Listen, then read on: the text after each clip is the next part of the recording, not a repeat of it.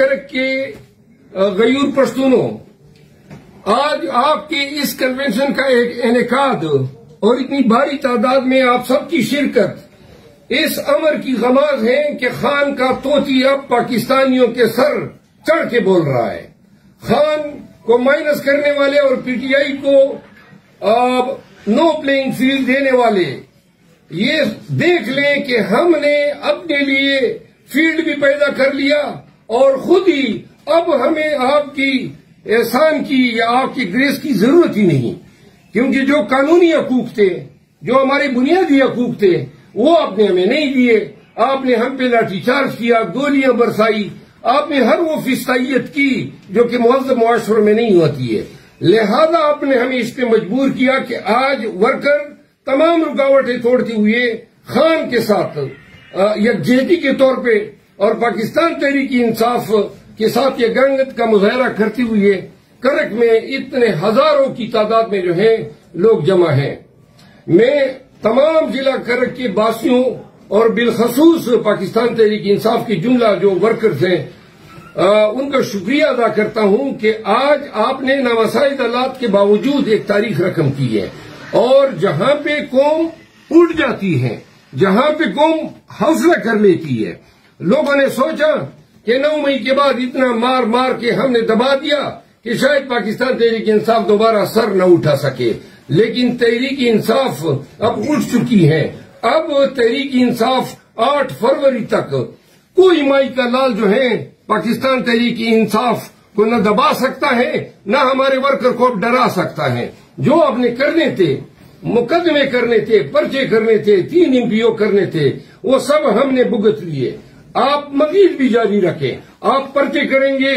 آپ ماریں گے، آپ پیٹیں گے، اور الفن کہتے ہیں کہ ہم جلد سے کریں گے، ہم کنونشن کریں گے، ہم کمپین بھی کریں گے اور اپنے امیدواروں کو انشاءاللہ ڈنکی کی چوٹ پہ جتوائیں گے بھی۔ 8 فروری جو ہے ووٹ ڈالتے وقت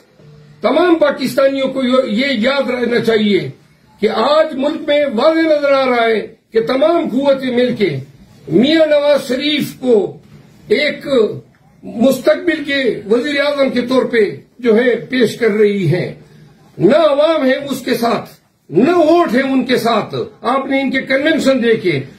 40 دن ہونے کو آئے ہیں لیکن ابھی تک ایک جلسہ نواز شریف نے دوبارہ نہیں کیا۔ جلسہ کہاں سے کرے گا؟ لوگ ان کے ساتھ نکل ہی نہیں رہے، لوگ ان کے پاس آ ہی نہیں رہے ہیں۔ جن لوگوں کا خیال تھا کہ تحریک استحکام پارلیمنٹیرین اور نواز شریف عمران خان کی جگہ لے لیں گے، وہ سب مل کے، یہ قوتیں مل کے بھی آج کرک کے جلسے کے برابر یا کنونشن کے برابر لوگوں کو پاکستان بھر میں اکٹھا نہیں کر پا رہے ہیں۔ تو یہ ان کی حالت ہے۔ دوسری بات، خان کی کردار کشی ہو رہی ہے، خان پہ مقدمے در مقدمے بنائے جا رہے ہیں، خان کو تفتیش کے نام پہ، خان کو مقدمہ بازی کے نام پہ، اور خان کو سیاسی انتقاموں کی بنیاد پہ اس کو اور ان کے اہل خانہ کو دنیا بھر میں جو ہے وہ اس طرح پیش کر رہے ہیں جیسے خان صاحب جو ہیں وہ تمام صفات سے عاری ہیں جو ایک سٹیٹمنٹ کے پاس ہونے چاہیے۔ اللہ کا آپ یہ بھی معجزہ دیکھیں کہ سارے ٹی وی چینل لگے ہوئے ہیں، ساری میڈیا لگی ہوئی ہے، الیکٹرانک میڈیا خان کی غیبت میں، خان کی کردار کشی میں، اور روزانہ کوئی نہ کوئی الزام آتا ہے۔ کبھی یہ کرپشن کا الزام لگاتے ہیں، کبھی کردار کشی کرتے ہیں، کبھی عدت کی بات کرتے ہیں، کبھی القادر ٹرسٹ کی بات کرتے ہیں، لیکن اللہ کا معجزہ یہ ہے، الزام آتا ہے، الزام کا جواب یہ آتا ہے کہ جو لوگ خان کے قائل نہیں تھے وہ بھی خان کے ساتھ جوک در جوک شامل ہو رہے ہیں۔ آج پاکستانیوں نے تمام بے بنیاد پروپیگنڈوں کو یکسر مسترد کیا ہوا ہے۔ خان آج قوم کی نظروں میں ونڈیکیٹ ہو چکا ہے، قوم کو یہ پتہ چلا ہے یہ وہ شخص ہے جس نے اپنی ساری زندگی سماجی خدمات کے لیے تج دی۔ پاکستان کو یہ واحد سیاستدان ہے جس نے حکومت میں 9 ہوتی ہوئی ہے پاکستان کو 3 کینسر اسپتال دیے، جنہوں نے پاکستان کو یونیورسٹیاں دی، اور وہ ایسی یونیورسٹیاں ایک القادر ٹرسٹ یونیورسٹی جہاں خاتم النبیین کی ریسرچ ہوتی ہیں، اور پھر جو میاں والی کے ساتھ نمل یونیورسٹی ہے جس کی مثالیں جو ہیں اب کوٹ ہوتی ہیں۔ خان نے صحت کارڈ دیا، خان نے پاکستانیوں کو پناہگاہیں دی، خان نے پاکستانیوں کی انفراسٹرکچر کے ڈیولپمنٹ کے لیے ہر وہ اصلاحات متعارف کرائی۔ منصور کٹ سو کا بیار کو ٹک کر کے نہیں مسا مزان کو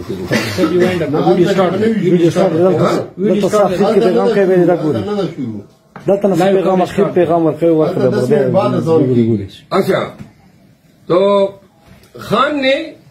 پاکستانیوں کی جو خدمت کرنی تھی، کھیل کے میدان میں ہو، سماجی خدمات ہو، سیاسی خدمات ہو یا گورننس ہو، آپ دیکھ لیں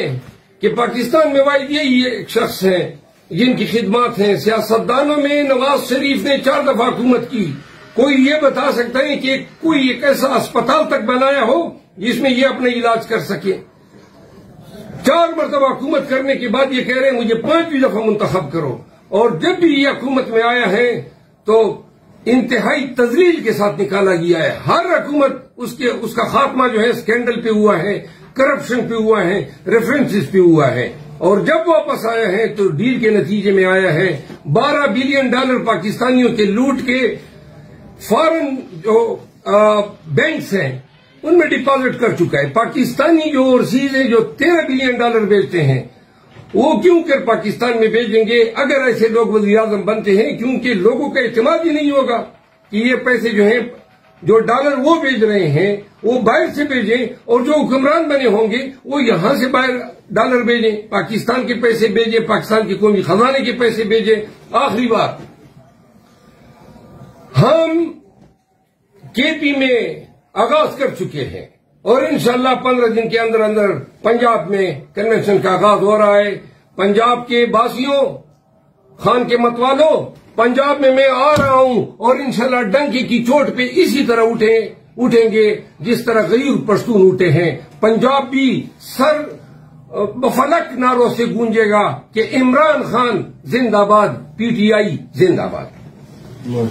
پاکستانیوں کے لوٹ کے فارن جو بینکس ہیں ان میں ڈپازٹ کر چکا ہے۔ پاکستانی جو اوورسیز ہیں جو $13 بلین بیچتے ہیں، وہ کیوں کر پاکستان میں بھیجیں گے اگر ایسے لوگ وزیر اعظم بنتے ہیں؟ کیونکہ لوگوں کا اعتماد ہی نہیں ہوگا کہ یہ پیسے جو ہیں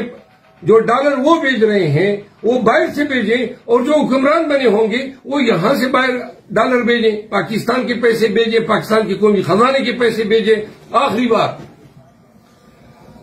ہم کے پی میں آغاز کر چکے ہیں، اور انشاءاللہ 15 دن کے اندر اندر پنجاب میں کنونشن کا آغاز ہو رہا ہے۔ پنجاب کے باسیوں، خان کے متوالوں، پنجاب میں آ رہا ہوں، اور انشاءاللہ ڈنکی کی چوٹ پہ اسی طرح اٹھیں گے جس طرح غیور پشتون اٹھے ہیں۔ پنجاب بھی سر بفلک نعروں سے گونجے گا کہ عمران خان زندہ باد، پی ٹی آئی زندہ باد۔